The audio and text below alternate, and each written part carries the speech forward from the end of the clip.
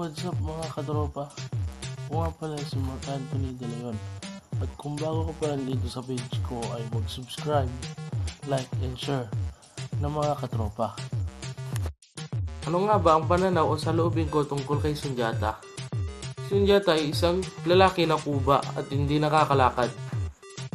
Napahanga ako ni Sundiata na kahit kuba at hindi siya nakakalakad ay hindi niya pinapansin o dinaramdam ang pagtutukso sa kanya ng kanyang tiyahin.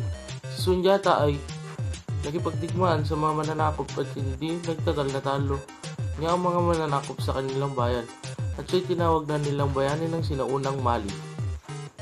Tunan ko rito ay huwag malitin ang mga kuba dahil balang araw sila rin ang makakatulong sa'yo.